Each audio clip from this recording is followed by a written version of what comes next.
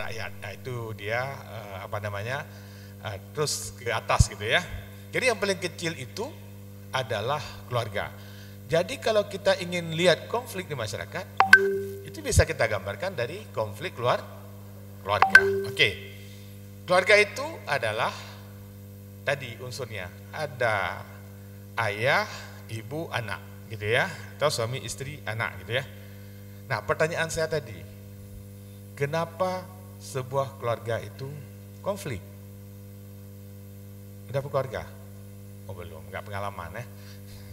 Siapa lagi? Ini sudah berkeluarga? Sudah ya. Silakan. Iya Rizkia, oke. Kenapa? Nah, salah paham itu adalah yang nampak gejala. Tapi kenapa sebuah keluarga itu konflik? Akarnya apa? Perbedaan karakter. Tapi penyebabnya apa? Ini dulu yang harus dipahami ya. Tadi kan ada struktur. Ya, ini dalam sosiologi itu harus dipahami strukturnya ada ayah, kemudian ibu, anak. Setiap struktur itu punya status dan fungsi, betul ya? Status itu ada struktur, ada status, ada fungsi. Kapan dia berkonflik? Ya, ketika status tidak melaksanakan fungsinya. Nah, ini baru agak masuk ke fatherless nanti. Oke ya, dia figur ayah. Karena dia sebuah masyarakat secara sosiologis, di masyarakat itu tidak sama antara satu masyarakat dengan masyarakat lain. Ya, kita ingat. Di masyarakat itu sudah ada. Kalau status ayah Aceh, ini kalau kita lihat patrilinear, ya, ayah lebih dominan garis saya. Maka itu digariskan sesuai dengan mungkin agama juga. Ayah itu berfungsi sebagai pelindung keluarga, pencari apalagi pencari nafkah, pelindung keluarga, pengambil keputusan, pemimpin, ya. Nanti agama itu pasti kan tiap-tiap kamu adalah sebagai pemimpin, apalagi dan sebagainya. Oke, baik. Ibu juga punya status dan fungsi.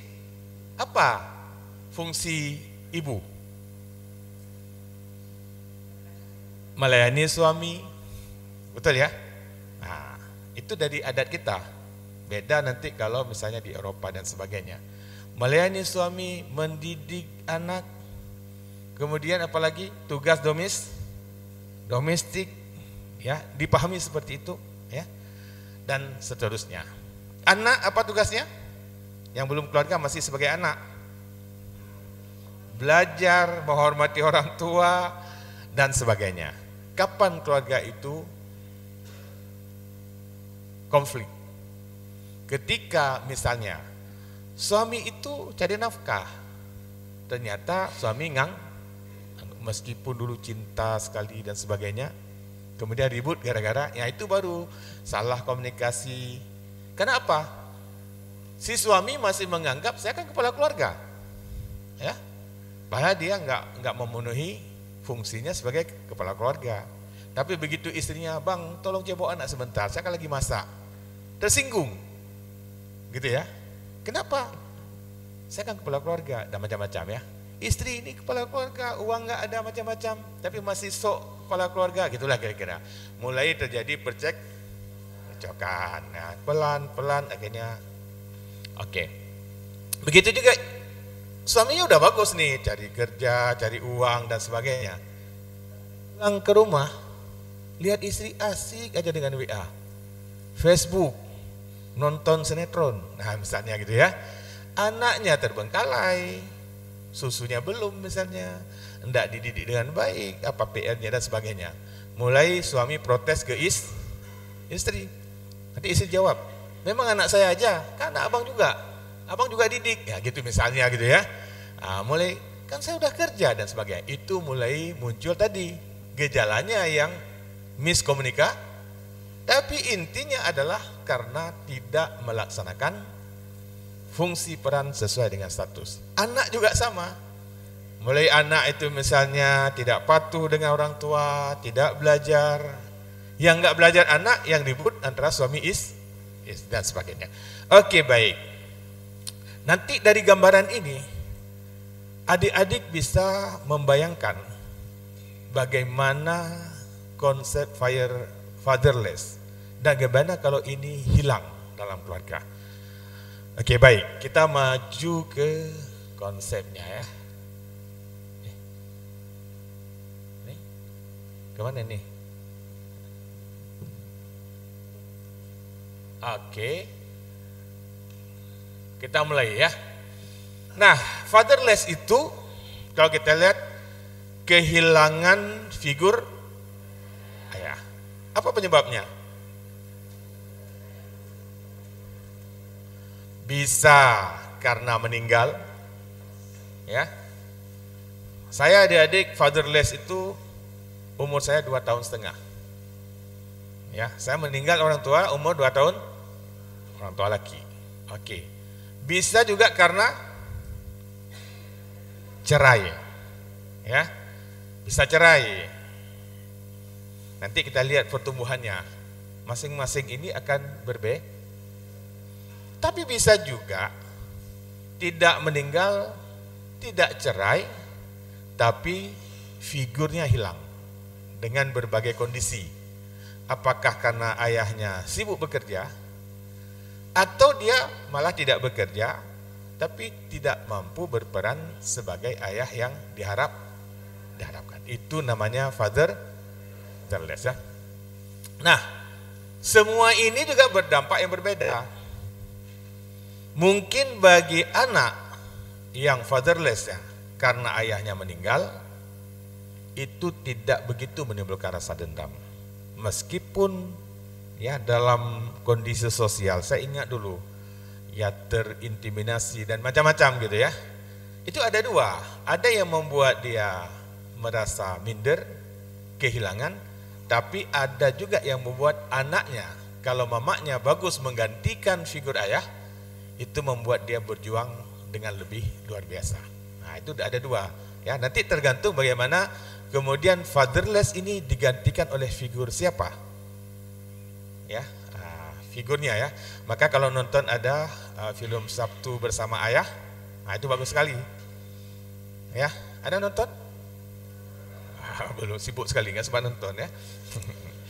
Jadi ringkas saja ya. Ya, saya paham juga. Kebetulan saya juga 2 anak di FK gitu ya. Nah, jadi paham bagaimana pergi sebentar pulang gitu ya. Tidak sempat macam-macam gitu ya. Oke, baik. Nah, Sabtu Bersama Ayah itu menceritakan sebuah kisah. Seorang anak juga kehilangan ayah. Tapi pada masa-masa memori bagus dia bersama ayah, itu setiap Sabtu diputar. Nah, rekaman bersama ayah itulah diputar, dilihat. Sehingga kasih sayangnya masih terasa. Gitu ya. Oke, ada lagi banyak cerita tentang bagaimana kita menggambarkan kehilangan peran ayah. Ya, mungkin di antara kita di sini juga banyak. Oke, saya kadang-kadang terharu nih, sorry. Nah, yang saya rasakan adalah fatherless itu harus ada pengganti. Ya. Nah, itu makanya dalam berkeluarga yang paling penting adalah merenungkan peran kita masing-masing. Saya jamin ini adik-adik ini semua sangat sibuk, ya. Tapi kesibukan itu jangan sampai kehilangan figur, nah, gitu ya. Yang pertama adalah kualitas kita bersama anak. Maka saya korban istri. Istri juga seorang dokter, tapi saya tidak izinkan, bukan tidak izinkan karena ego, tapi karena pada saat itu anak masih umur 8 bulan. Ya, saya katakan kita mau cari apa? Tujuan keluarga ini untuk apa? Itu dulu yang harus kita Kenapa? Ketika golden age anak hilang, ini tidak bisa terbayarkan.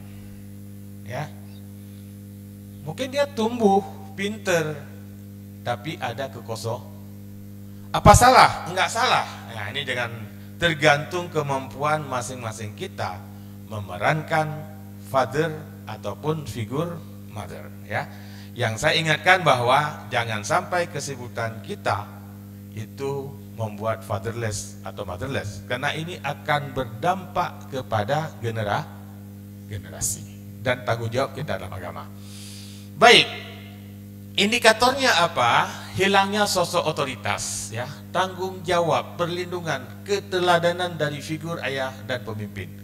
Ini yang membuat anak kadang-kadang kehilangan figur. Karena toladan ini, apalagi ya, yang laki, kita kan hidup ini imitation. Imitation itu apa? Peniruan. Anak-anak itu dalam sosial belajar meniru dia. Ya. Contohnya apa? Misalnya ketika ambil makanan. Kenapa dia ambil dengan tangan kanan? Karena sebagian perilaku dalam sosiologi itu ditentukan oleh bukan internal, tapi eksternal. Eksternal yang paling dekat adalah ayah dan ibu. Maka biasanya ini dalam sosiologi, figur anak akan mencari suami. Biasanya kalau ayahnya tidak masalah, terutama dia akan mencari figur yang sama dengan figur ayahnya. Dia senang kalau ayahnya gembira dan sebagainya. Ya, terutama keluarga-keluarga yang bahagia. Jarang menampakkan konflik. Konflik itu pasti ada tadi, tapi jarang mendapatkan konflik di depan anak-anak, ya. Kemudian seorang anak laki-laki juga cenderung dia kalau cari istri itu, kalau mothernya, ibunya itu bagus, dia akan mencari figur seperti ibu. Kapan dia akan mencari yang lain? Ketika tadi fatherless dan motherless. Jadi ini saya pikir hati-hati, ini kan semua ada, sudah jadi ibu, sudah jadi bapak, dan juga akan menjadi ibu dan bapak, ya. Sesibuk apapun, karena dalam sosial kita ada multi status.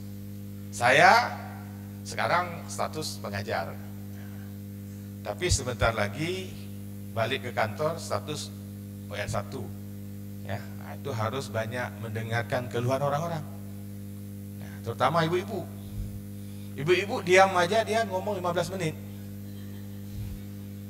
Saya diam aja, dengar 15 menit. Kalau saya jawab satu, tambah 15 menit lagi. Jadi harus cukup sabar. Jadi nggak ada titik poin dia, ya. Nah, ini maaf nih ibu. Itulah, itu kan tadi fungsi sosial. Ya, kalau mungkin orang perempuan sama dengan orang laki. Jarang orang perempuan tuh begitu masuk ngomong titik poinnya. Apa sih masalahnya? Jarang. Ngobrol cerita kemana-mana. Nah, kalau kita nyaut sedikit, nah kita tunggulah 15 menit lagi gitu, ya. Nah, gitulah kira-kira. Oke, baik. Nah, jadi itu problemnya. Jadi kehilangan figur, nanti anak-anak tumbuh tidak ada pendirian, ya. Kadang-kadang dia tidak bisa mengevaluasi diri. Dia itu kira-kira kemudian kepemimpinannya menurun gitu, ya. Daya ketegasan dan sebagainya. Nah, motherless, kalau kita lihat, menggambarkan negara atau masyarakat kehilangan peran ibu atau kultural. Itu sama, ya. Yang lebih bahaya lagi, malah ada ibu tapi kehilangan peran, pergi pagi. Ini dokter nih, saya lihat kondisi ini, hati-hati, ya. Pagi kerja sampai siang, tambah lagi sore, ya. Pulang sebentar praktek pulang malam. Kemudian di malam hari kita sebenarnya lupa bahwa kita ada status sebagai ibu dan status sebagai Nah, lumayan kalau suaminya memahami. Pulang letih sehari, 2 hari, suami masih memahami. Hari ketiga, suami mulai menggerutu. Kalau dia tidak alternatif lain, aman. Kadang-kadang itulah penyebab akhirnya suami cari alternatif. Nah, ini bahaya kalau yang bukan sesama dokter juga, ya. Tidak memahami profesi gitu, ya. Anak juga sama.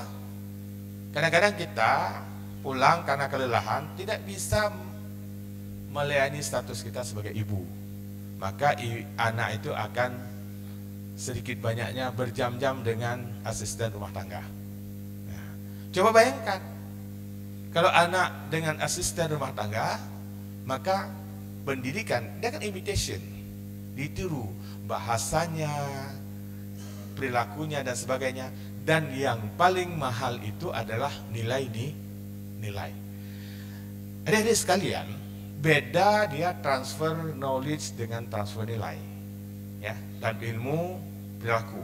Saya kebetulan memang S2, S3-nya bukan, walaupun saya pertanian, tapi saya dari SOSEK, Sosial Ekonomi Pertanian, ngambil master dan doktornya bidang community development. Jadi sebenarnya saya setengahnya ilmu pendidikan, ilmu sosial, ilmu komunikasi, ilmu psikologi, ya. Kalau tidak bisa mengubah perilaku orang. Karena kalau pemberdayaan masyarakat itu tujuannya adalah mengubah perilaku, ya. Perilaku itu ada 3, pengetahuan, sikap, dan tindakan, ya. Nah, apa beda kita mengubah pengetahuan dengan nilai? Kalau pengetahuan, transfer pengetahuan itu mudah, dari tidak tahu menjadi tahu. Tapi kalau kita bicara nilai, itu adalah transfer kreativitas, transfer nilai-nilai. Itu tidak bisa dengan memberitahu, tapi dengan tauladan. Ya. Jadi ketika kita bicara anak supaya dia mentauladani kita harus praktek yang baik. Kalau kita anak suruh salat, maka kita harus salat. Anak kita suruh ngaji, tidak cukup dengan memberi dia di masjid. Dia akan lihat di rumah, apakah dalam keluarganya mengaji atau tidak. Makanya kita bisa lihat anak-anak ini tergambar dari keluarga yang mana. Lihat aja perilakunya. Karena karakter itu adalah nilai-nilai yang tertanam, yang membentuk perilaku dia terus-menerus. Makanya mengubahnya juga harus dengan shock terapi, atau ada hal suatu yang dilakukan secara terus-menerus. Ya, nah, oke ya. Sama seperti ingatan. Ingatan ini yang membuat kita ingat kenapa? Itu bisa diulang-ulang. Saya ini pasti kalau lihat sekaligus ini ada yang saya ingat, ada yang tidak. Tapi kalau besok ketemu ini, besok ketemu lagi, tidak perlu lagi. Oh ini anak spesialis ya, nah, gitu. Gampang. Tapi kalau sekarang besok ketemu, di mana ya ketemu? Maknanya kalau diulang-ulang itulah retain.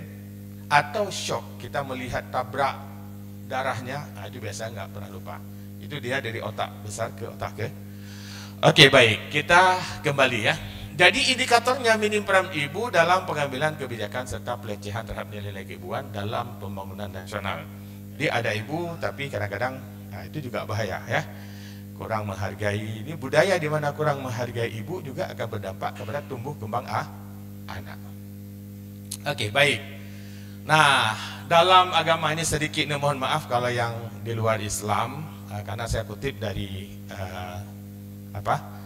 Al-Quran ya. Ini surah Al-Maun itu menyebutkan ya, ara'aital ladzi yukadzibu biddin fadzalikal ladzi ya'udul yatim. Ya. Siapa pendusta agama? Yang mendusta agama itu adalah orang yang menghardik anak yatim, menterlantarkan anak yatim. Berarti kita ini menterlantarkan anak yatim, bisa saja kita di rumah termasuk orang-orang yang menterlantarkan. Kalau seandainya kita tidak, kan kalau kita fatherless, maknanya anak kita seperti anak yatim juga, gitu ya. Nah, oleh sebab itu, kalau ini kita biarkan, kita termasuk orang-orang yang berdosa. Ketika anak-anak kehilangan figur ayah dan kita ada, berarti kita termasuk yang mendustakan agama. Kenapa? Dia besar akan kehilangan jati diri. Nah, nanti akan dampaknya ya.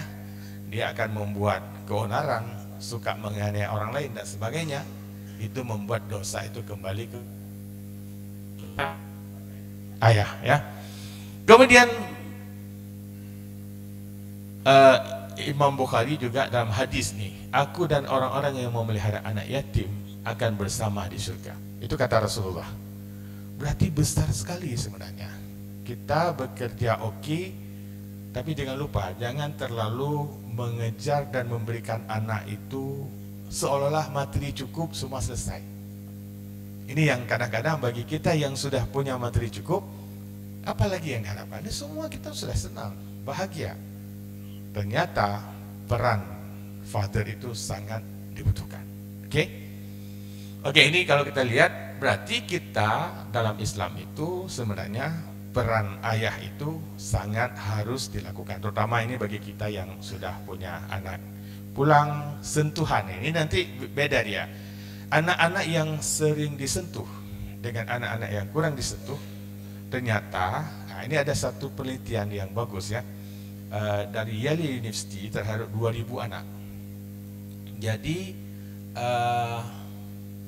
anak-anak yang sering disentuh, ya, yang kasih sayangnya penuh, kemudian dia dikasih narkoba, ternyata dia tidak terjebak dengan narkoba. Bagi dia narkoba itu pahit. Tapi anak-anak yang kurang sentuhan dalam keluarga, kemudian diberi narkoba, ternyata dia nyaman dengan narkoba. Dan kenapa? Hormon menghasil ketenangan, hormon apa namanya? Endorfin. Nah, saya juga tahu sedikit-sedikit walaupun bukan kedokteran gitu ya. Hormon endorfin itu tumbuh ketika anak-anak itu disentuh dengan baik. Dan itu cenderung dia tidak terjebak dengan narkoba. Walaupun mungkin sekali dia rasa, tapi dia terasa pahit. Tapi anak-anak yang dalam keluarganya kehilangan sosok ayah dan ibu, maka membuat dia nyaman dengan narkoba. Kenapa? Karena endorfin itu fungsinya hampir sama, menghasilkan rasa ketenangan. Morfin juga sama, morfin juga menghasilkan rasa ketenangan. Ya, maka kalau anak-anak terjebak dalam narkoba, kita harus evaluasi diri. Apakah kita sudah memberi kasih sayang cukup kepada anak atau tidak? Oke, baik. Nah, ini fenomena fatherless ya. Ini yang terjadi, banyak anak tumbuh tanpa kehadiran dan bimbingan ayah. Nah, tadi karena kita sibuk, bisa aja kita ada tapi kurang bimbingan. Dominasi single mother tanpa dukungan peran ayah. Nah, ini juga hati-hati. Jangan merasa, tidak semua kita ini kan suaminya dokter ya.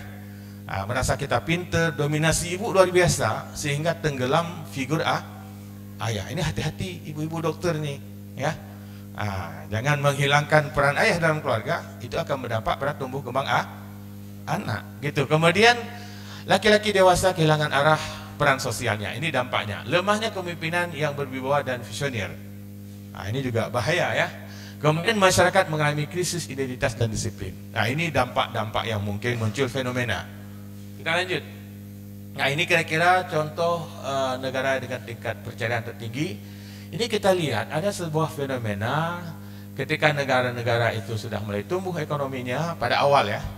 Itu muncul dampak dari peran fungsi ayah dalam keluarga. Di Indonesia ini Jawa Barat yang tingkat perceraian tinggi, kemudian Jawa Timur, Jawa Tengah dan sebagainya. Ini makanya sebelum kita berkeluarga, sebaiknya memang kita harus paham apa itu keluarga, bagaimana sebuah keluarga itu dijalankan, sehingga kesabaran atas pemahaman itu ada. Ini kan kita lihat begitu misalnya, ini saya dulu waktu WR2, maaf nih, sebelum WR1, saya dulunya WR2. Jadi yang menangani kasus perceraian di Universitas Kuala itu hampir semua saya tahu. Karena harus lewat asisi saya, baru Pak Rektor mengeluarkan surat.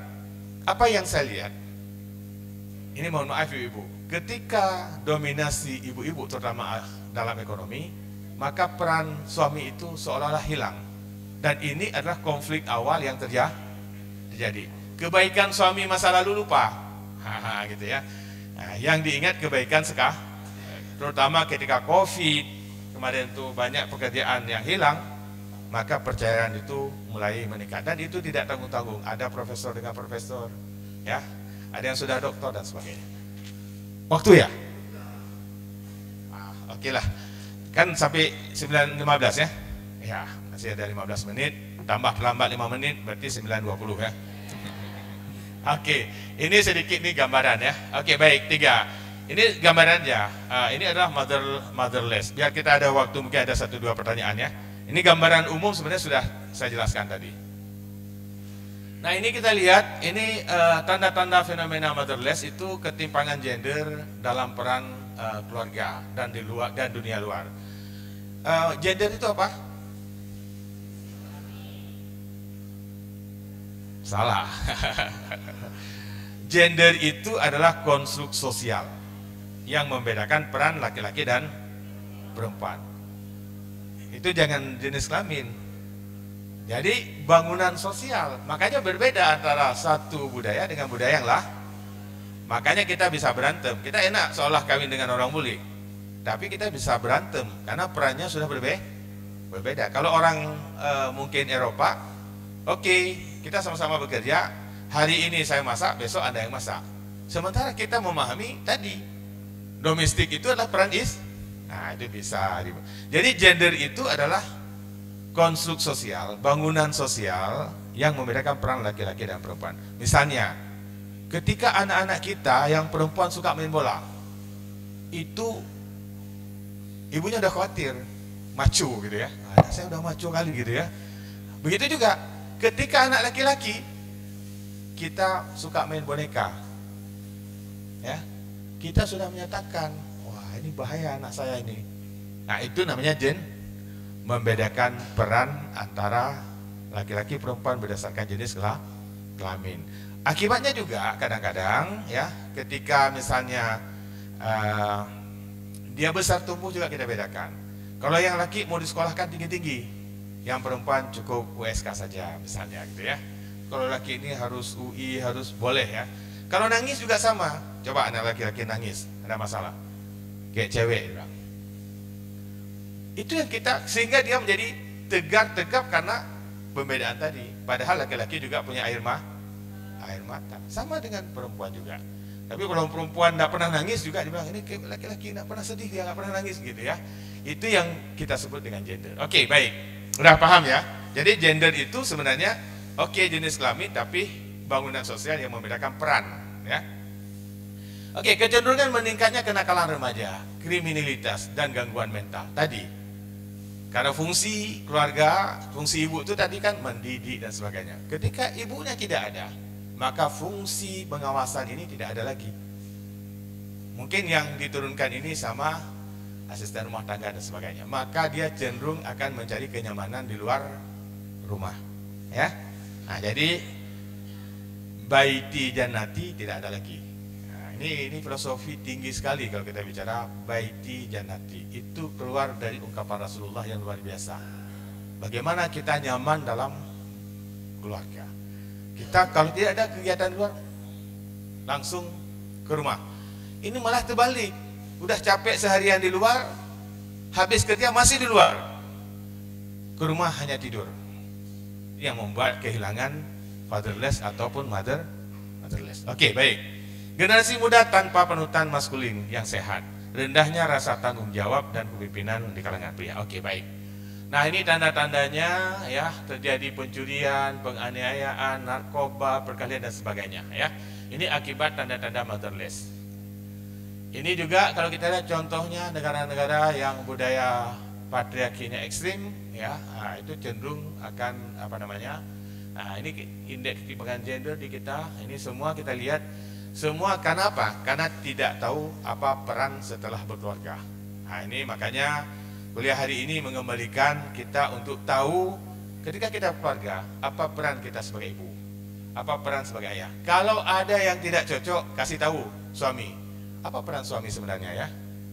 Pernah tanya gitu ya. Nah, supaya suami ingat, oh peran saya ini. Peran ibu apa?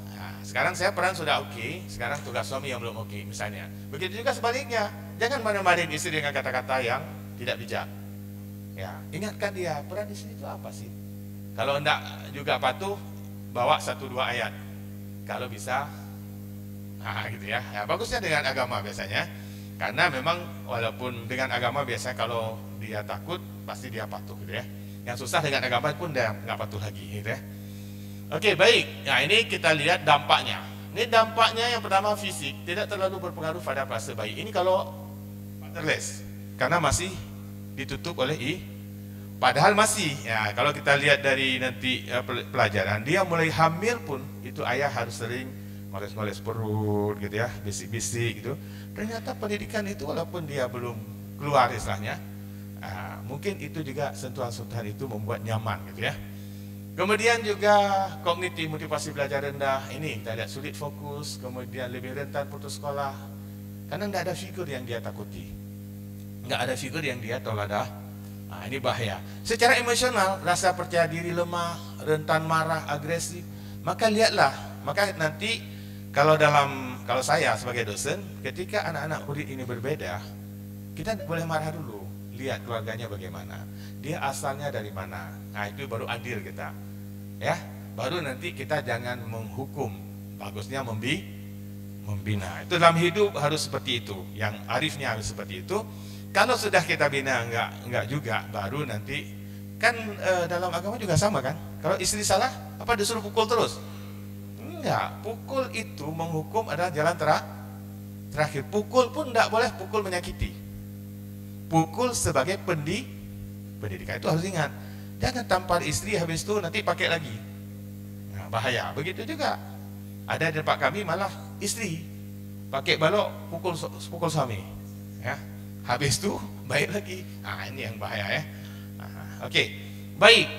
Kemudian emosional juga sama. Ini kita lihat merasa tidak cukup baik, meningkatkan risiko depresi. Ini semua kalau dalam keluarganya tidak bahagia. Itu yang saya katakan.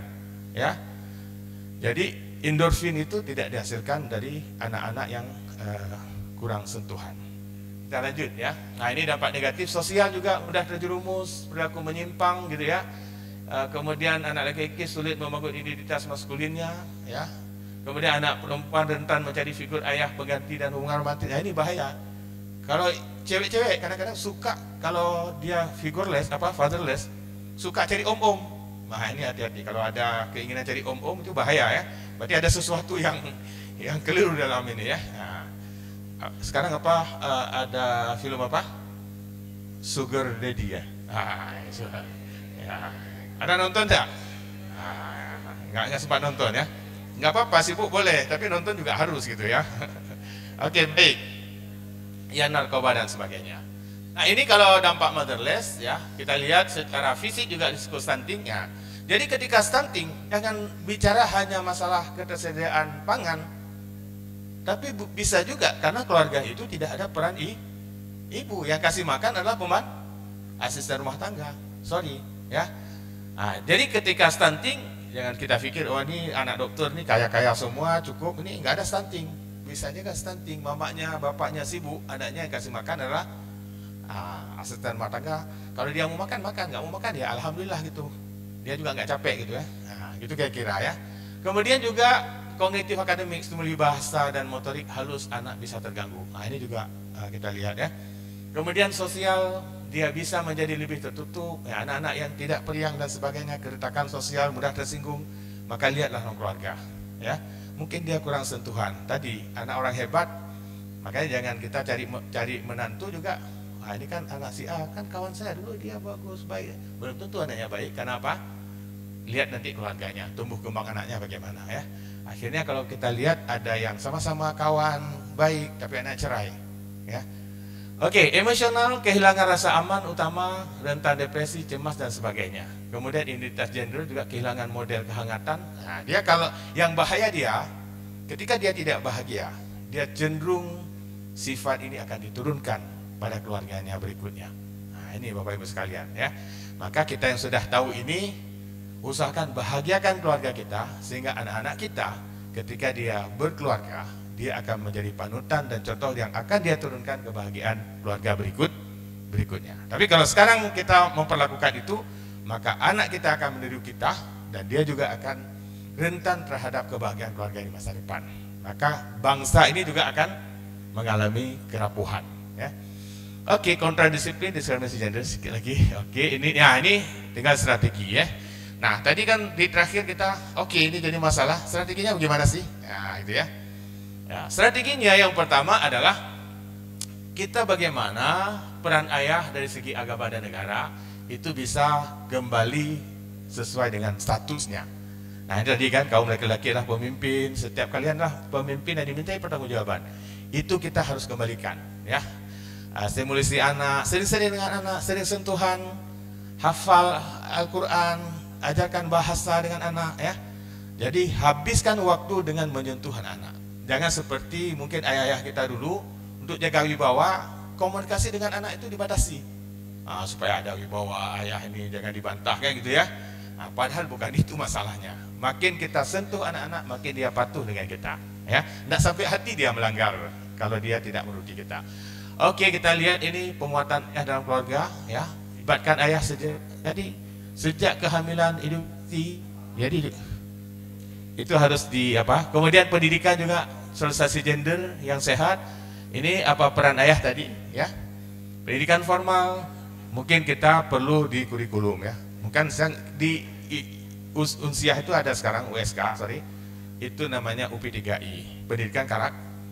Cuma masih pendidikan karakter kita berkutut di bacaan Iqra, belum menyentuh ke sini. Tapi pelan-pelan saya sudah, karena ini di bawah WR3 ya, pelan-pelan sudah saya sampaikan ke Pak WR3, kalau bisa ini juga harus ada, karena nilai-nilai cuma terlambat dia. Sebenarnya kalau kita bicara nilai-nilai, mulai dia 2 tahun, dari hamil 2 tahun, terus sampai dia 10 tahun, itu yang paling menentukan apakah anak tadi merasa tersentuh atau tidak ya.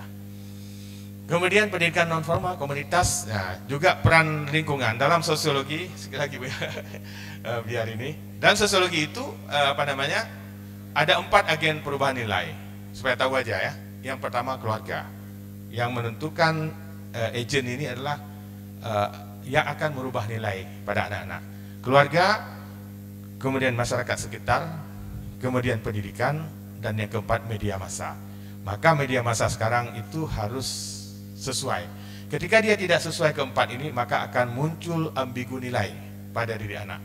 Dia di keluarga bagus, tapi masyarakatnya tidak ada kontrol, pendidikannya tidak kontrol. Maka apalagi kalau kita lihat, maaf ini, belum umpam bereh Aceh itu, Haji Umar digambarkan orang yang pegang perang ngejar-ngejar orang. Bahaya kan? Pak Haji masa itu gambarannya, misalnya. Itulah kira-kira pendidikan media. Oke, lanjut. Nah, ini kebijakan pemerintah yang mendukung keluarga. Jadi cuti pun ke ayah seharusnya diberikan juga, Bu ya. Kemudian perlindungan hukum, kemudian pendamping, konseling keluarga. Jadi jangan malu-malu. Ya, kalau kita merasa ada sesuatu dan kita ingin pertahankan keluarga, ya kita konseling gitu ya. Karena kita kan ketika keluarga kan nggak pernah diajarkan apa fungsi keluarga dan sebagainya dalam rumah tangga kita. Maka sering kali kita tidak tahu peran ayah dan peran ibu itu sendiri. Kemudian peran media yang saya katakan tadi, kemudian pembangunan ekonomi. Nah, ini juga penting karena tadi banyak keretakan karena ketidakcukupan ekonomi keluarga. Oke, revitalisasi nilai luhur dalam keluarga yang saya katakan tadi, nilai agama itu menjadi amat menentukan, agama apa saja, ya. Kemudian juga keteladanan yang saya katakan tadi, karena kita bicara transfer nilai itu bukan dengan bahasa, bukan dengan kata-kata, tapi dengan toladan. Baik, saya pikir ini juga sama motherless ya. Ini sebagai ibu kasih sayang, ibumu baru ayahmu. Maknanya peran ibu itu lebih besar daripada peran ayah tadi ya. Ibu pusat kasih sayang, pengasuhan dan pendidikan karakter. Kehilangan ibu, kehilangan sumber cinta, doa dan sebagainya. Maka kita biasanya paling banyak terikat dengan ibu daripada dengan ayah. Baik Bapak Ibu sekalian, ini mohon maaf waktu kita, tapi ini nanti sudah saya share ke panitia, silakan aja ini kebijakan ini peningkatan, ini penutup ya. Saya pikir ini penutup sudah kita katakan tadi bahwa fatherless bukan hanya soal tidak ada ayah secara fisik, tapi figurnya yang hilang. Motherless juga sama. Mencegahnya adalah bukan berarti mengekang perempuan di rumah. Itu jangan salah juga tadi, ya. Tapi yang paling penting bagaimana mengembalikan pentingnya kehadiran dan nilai-nilai keibuan. Itu yang paling penting. Sama dengan juga fatherless, ya. Kemudian fenomena ini menjadi krisis besar karena menghasilkan generasi yang kehilangan empati, kehangatan dan cinta. Dan ini bisa berdampak kepada keambrukan nilai-nilai sebuah bangsa. Mungkin ini yang dapat saya sampaikan. Mohon maaf sedikit lebih gitu ya. Lebih kurang saya mohon maaf. Assalamualaikum warahmatullahi wabarakatuh.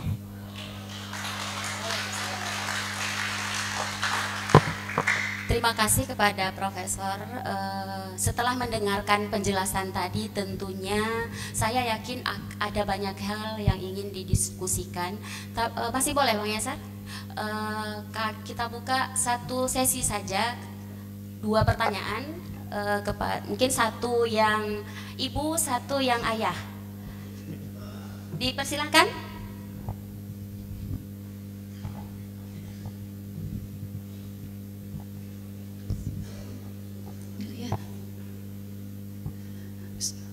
Assalamualaikum warahmatullahi wabarakatuh. Perkenalkan Prof, saya Revina Rusadi dari Prodi Mikrobiologi Klinik. Terima kasih banyak Prof atas motivasinya. Kuliah hari ini itu memotivasi saya dan teman-teman mungkin agar mengejar kealpaan kami selama kami di rumah sakit. Yang ingin saya tanyakan Prof, kemarin saya baru baca di media sosial bahwa di Aceh Besar tuh ada pesta miras dan seks yang terjadi di kalangan remaja. Nah itu saya yakin adalah salah satu dampak dari fatherless dan motherless.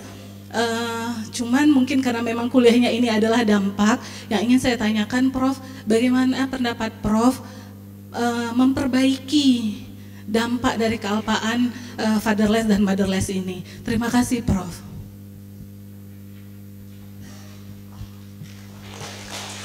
Satu lagi biar nanti sekalian Prof jawab. Sebelah sayap kanan nih. Ayo bapak-bapak silakan, ada? Kalau enggak kita kasih kesempatan buat ibu. Oke, silakan.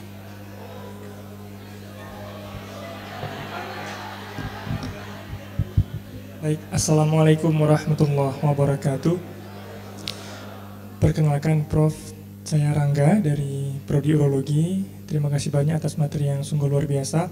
Izin bertanya Prof, insya Allah sebentar lagi saya akan menjadi seorang ayah bulan 12 nanti. Alhamdulillah, semoga sehat semua. Kemudian pertanyaan saya Prof, bagaimana tips and trik dari sisi psikologi? Karena kita tahu PPDS ini sangat sibuk ya Prof ya, di awal-awal dan 2 semester pertama itu sangat sibuk. Dan bagaimana secara psikologis agar istri itu tidak merasa kehilangan seorang suami dan anak di 1000 hari pertama kehidupannya tidak terlantarkan lah seperti itu Prof dari sisi psikologi. Terima kasih Prof. Assalamualaikum warahmatullahi wabarakatuh. Oke, baik, ini menarik ya. Yang pertama, mengantisipasi yang sudah terjadi. Bagaimana memperbaiki yang sudah terjadi. Tentu harus kita lihat akar terjadi itu apa. Nah, tadi kita kan sudah sebutkan ada 4 sebenarnya agen sosialisasi nilai. Yang pertama keluarga, yang kedua masyarakat sekitar, yang ketiga pendidikan, yang keempat media. Coba lihat, yang pertama apa yang menyebabkan peristiwa itu terjadi, apa yang kurang. Kita harus tahu dulu kan, apakah masalahnya di keluarganya. Karena apa yang terjadi pada anak itu kan fenomena, dampak yang sudah terjadi. Tapi akar masalahnya mereka sebenarnya korban. Apakah korban karena ketidakbahagiaan keluarga tadi, sehingga dia mencari kebahagiaan di luar, ya? Maka saya katakan tadi, hormon tidak akan tumbuh pada anak-anak yang di dalam keluarganya tidak bahagia, ya. Maka harus itu dulu kita obatin, panggil orang tuanya dan sebagainya gitu ya. Boleh saya cerita sedikit? Itu kasus dipecatnya 4 anak PPDS bedah, ya. Karena saya ini mungkin boleh juga lah. Makanya jangan lakukan yang dilarang oleh agama dan masyarakat. Ada yang tinggal 4 bulan lagi mau pelantikan kena pecat. Ya, tetapi saya lebih fair, walaupun di fakultas itu pecatnya tanpa surat pindah. Tapi saya katakan Tuhan saja memaafkan, ya. Oleh sebab itu bahasa halusnya kita kasih pindah 30 hari dari sekarang. Kalau dia bisa urus tempat lain silakan, ya. Singkat cerita, datanglah yang dari luar, kan banyak juga yang itu kejadian itu mungkin sudah di inilah ya, bawa anak dan sebagainya. itulah saya sentuh dia. Ternyata memang tadi problemnya ketika dia dalam dirinya, keluarganya tidak tersentuh, dia membawa dampaknya kepada keluarganya. Ini kan nilai-nilai yang ditanam dalam keluarganya, kemudian dia berkeluarga, dia bawa lagi kepada keluarganya, sehingga ketika keluarganya jauh, dia tidak pencahariannya kemana-mana. Ya, akhirnya terjadilah dan dia harus pindah gitu ya, dipindah paksa gitu ya, bahasa pecat halus gitu ya. Dia bawa anak, saya tersentuh juga, sebagai manusia tersentuh ya. Tapi disitulah saya katakan, oleh sebab itu patuhlah kepada nilai-nilai agama. Paling ini kan, ini persoalan kita, agamanya sudah tidak ada lagi, nilai-nilainya, tidak pernah baca Quran lagi, tidak pernah, ini maaf kalau yang lain juga sama. Akhirnya apa? Tidak ada yang mengingatkan kita, lingkungan kita tidak mengingatkan, kita juga dari diri kita kurang, itu tadi.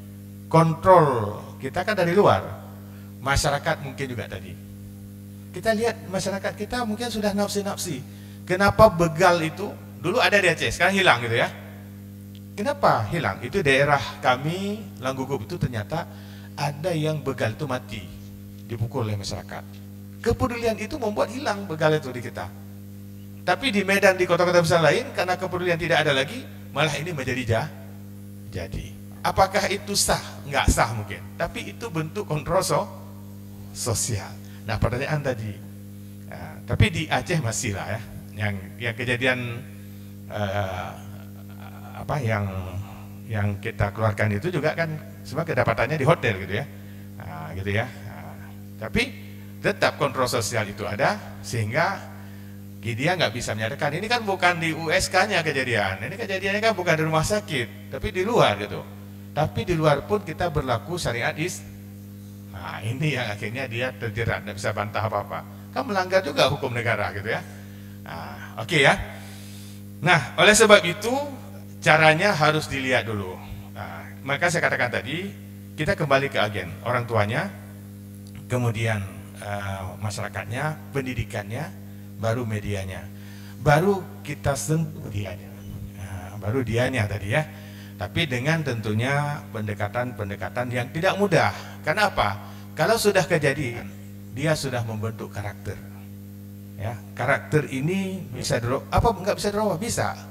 Dulu Gito Roles, kalau baca sejarahnya, dia juga mabuk-mabukan sebagai ada suatu suasana yang membuat dia tersentuh dan dia kembali. Suasana inilah yang harus kita berikan kepada anak-anak tadi. Ya, bagaimana menyentuhnya sehingga dia kembali bahwa hidup ini yang paling yang paling abadi itu adalah hidup ya akhi. Kita percaya enggak? Itu persoalannya. Percaya enggak dengan hidup akhirat? Wa mal hayatud dunya illa la'ibu walahun, ya. Bahwa hidup di dunia ini sandiwara. Sandiwara, dan hidup di akhirat itu adalah yang lebih baik dan kekal, ya. Nah, sandiwara itu apa? Tidak boleh dibaca apa yang nampak. Harus dibaca apa yang tidak nampak. Nah, apa yang nampak? Hura-hura itu indah seolah-olah. Nah, tapi sesungguhnya ada yang tidak nampak ya. Karena tadi hati itu sebenarnya tidak bisa dibawa dengan cara-cara yang melanggar fitrah kita sebagai manusia. Itu hanya sandiwara tadi. Senang sementara. Oke ya, Ustaz ya, dipahami ya. Oke, baik. Ini untuk Rangga ya. Tipnya apa? Kalau ingin menjadi suami yang sukses dan tentunya juga bekerja sukses, ya. Ya, pahami tadi multi status dalam hidup. Ya, kapan kita harus bicara berdasarkan status? Kita kan ini multi status kan, tidak ada orang yang satu status dalam sosial. Ya, saya juga sama. Saya ya maaf nih, mulai dulu misalnya sebagai dekan, sebelum kemudian jadi WR2, kemudian jadi WR1. Ini juga sepertinya habis hari-hari itu tidak ada masalah sendiri, banyak masalah orang. Nah, tadi begitu masuk pasti masalah orang gitu ya. Nah, masuk udah ada yang ngikutin, nah, masalah macam-macam gitu. Ada SKS, ada kena macam-macam tadi. Ada yang nggak lulus uji komnya. Nah, kalau kedokteran tuh lapor juga ke WR1 gitu ya. Gimana cara supaya lulus gitu. Nah, kalau uji kom nggak bisa kita bantu kan. Nah, oke. Yang saya lakukan untuk menjaga kestabilan adalah saya menjaga, saya ini statusnya apa ya sekarang. Ketika saya pulang ke rumah, saya menghindari banyak baca HP. Ya, sampai ke rumah kan bisa ngobrol dengan istri ya. Kemudian dengan anak-anak, kalau dia nggak ke tempat saya yang ke tempat anak-anak. Itu yang kita kehilangan sekarang. Dulu kita diceritain, saya dulu belajar kisah Nabi itu bukan dari baca Al-Quran dan sebagainya. Cerita nenek sambil tidur cerita gimana Nabi dan sebagainya, cerita orang-orang baik gitu ya. Kita sekarang punya nggak kesempatan tuh? Jarang ya. Nah oleh sebab itu tipnya, ambil waktu 1 jam, pergi dengan anak. Kalau dia nggak pergi kita pergi ke depan anak ya. Ceritakan mengenai orang-orang berhasil, ceritakan tentang kita dulu. Nah tadi kan supaya dia bisa apa? Paham. Kemudian sediakan waktu sedapat mungkin seminggu sekali. Kalau bisa, alhamdulillah, pergi bersama keluarga. Saya juga sama, ini kan sibuk mereka, ada yang koas, ada yang semester 5 ya, kan sibuk sekali ya. Tapi saya minta malam minggu kalau bisa jangan ada waktu kencar dulu. Ya, kalau dia ada pacar nanti malam lain. Ya. Nah, malam minggu bersama kita. Disitulah kita transfer nilai, transfer pengetahuan, transfer nilai. Bagaimana supaya kita hidup ini bisa stabil, bahagia dan sebagainya ya. Dan yang paling penting contohnya ada di kita. Jangan sampai kita bilang begitu, kita nggak contohkan, kita berantem terus sama istri misalnya di rumah kan. Nah, itu salah ya. Kalaupun ada selisih, usahakan jangan di depan anak-anak. Nah, gitu ya. Kenapa? Itu membekasnya bukan waktu dia. Nanti kapanpun dia. Dan dia nanti kalau suami terlalu dominan terhadap istrinya di depan anak-anak, itu bahaya juga. Ya, nanti dia akan membekas seolah-olah mamanya nggak disayang dan sebagainya, dan dia akan jadi motherless nanti. Walaupun ibunya ada. Ya. Maka oleh sebab itu yang paling senang apa? Suami menghargai istri, istri menghargai suami. Nah, ketika ada anak, nah ini sentuhan yang luar biasa. Kalau anak-anak melihat kita bahagia, tadi endorfinnya tumbuh dan dia akan menjadi anak yang periang, anak yang tidak pendiam, anak yang supel dalam bergaul dan sebagainya. Dia akan menjadi anak-anak yang menyenangkan. Nah, inilah peran tadi ya. Jadi kuncinya apa? Jaga multi status. Kapan kita berperan sebagai orang tua, kapan sebagai ayah, sebagai suami, sebagai kita yang bekerja juga. Nah, oleh sebab itu jangan ada kata lelah. Saya lelah tadi kerja, saya lelah. Ah, itu jangan. Di depan anak jangan kita mengeluh. Ya, karena kalau kita mengeluh maka dia tidak akan ngomong apapun masalah dia. Ya, dia nggak ngomong lagi masalah dia. Dia udah tahu kita lelah. Nah, karena seharusnya hak dia ada yang kita ganggu. Ya, nah, sampai ke rumah anggap kita selesai semua pekerjaan, tetap bergembira dengan istri dan bergembira dengan teorinya gampang. Ya, teorinya gampang nih. Prakteknya kadang-kadang tidak mudah ya. Tapi usahakan sebagai manusia tentu tidak. Tapi saya selalu berusaha seperti itu, ya. Berusaha ya kita menyentuh istri, anak dan sebagainya dengan kata-kata dan sentuhan fisik yang lembut sehingga dia merasakan ada kehangatan dalam. Baru itu keluar baiti jan. Nah, itu ingat aja kata kuncinya, itu dalam sekali maknanya. Baiti jan nati ya. Harus keluarga itu surga bagi kita. Mungkin itu. Terima kasih. Terima kasih banyak Prof. Akhirnya kita sampai di penghujung untuk sesi pertama ini. Saya ambil kesimpulan sedikit Prof. Pada dasarnya baik ibu atau ayah itu punya peran yang sangat krusial dalam membentuk karakter dan perkembangan anak. Ketidakhadiran salah satu figur ini itu bisa menciptakan kekosongan yang akan mempengaruhi anak-anak kita. Pada akhirnya masyarakat yang sehat adalah fondasi bagi keluarga yang sehat. Terima kasih kepada Prof yang sudah memberikan ilmu yang sangat luar biasa kepada kita semua, kepada kakak-kakak dan abang-abang juga. Semoga ilmu yang kita dapatkan hari ini bisa menumbuhkan empati dan kesadaran akan pentingnya peran ayah dan ibu dalam keluarga dan masyarakat. Akhir kata saya kasih pantun sedikit ya, kayak tadi. Siang-siang ke Kuta Malaka. jangan lupa beli alpukat. Demikian sesi pertama kita, insya Allah sangat bermanfaat. Terima kasih sekali lagi Prof. Kita tutup billahi taufiq wal hidayah. Wassalamualaikum warahmatullahi wabarakatuh.